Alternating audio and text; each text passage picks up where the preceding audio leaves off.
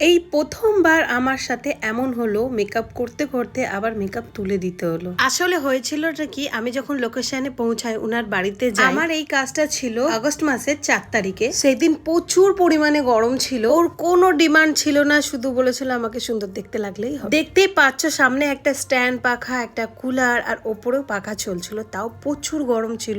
এমনকি ব্রাইডকে মেকআপ করতে করতে ব্রাইড প্রচুর পরিমাণে ঘেমে যাচ্ছিল, আর আমার মেকআপ বসাতে অনেকটাই সমস্যা হচ্ছিল। তখন আমি ব্রাইডের সাথে কথা বলি যে একটা এসি ঘর হলে খুব ভালো হয়, তাহলে মেকআপটা হয়ে যাক, তারপরে তুমি ঘেমেও যাও তাও কোনো অসুবিধা হবে না, কিন্তু মেকআপটা যখন আমি করছি তখন একটু এসি ঘর হলে খুব ভালো হয়। একটা কুলারও ছিল, তাও কাজ করছিল না, কুলারটা ঠান্ডা হাওয়া দিচ্ছিল না। আমি এর আগে অনেক ব্রাইডকে রেডি করেছি স্ট্যান্ড পাখায়, কিন্তু ব্রাইড এত শান্ত, এত ভালো যে ওর কষ্ট হচ্ছে, একবারও বলছেও না, চুপ করে বসে আছে। আর সত্যি ব্রাইড খুব ভালো। আমি যদি কিছু জিজ্ঞেস করছি লিপস্টিকটা কেমন পরবো, বলছে তোমার যেটা ভালো লাগে, তোমার যেটা মনে হবে যে আমাকে ভালো লাগছে। আর এরকম ব্রাইড পেলে তো সবাই জানোই মেকআপ আর্টিস্টদের মনের মতন সাজানোর সুযোগটা হয়ে যায়। এইটা হচ্ছে আমার ব্রাইডের ফাইনাল লুক। অবশ্যই কমেন্ট করে জানিয়ে তোমাদের কেমন লাগলো, আর তোমাদের স্পেশাল দিনটাকে আরো স্পেশাল করার জন্য ঝটপট বুক করো আমাকে।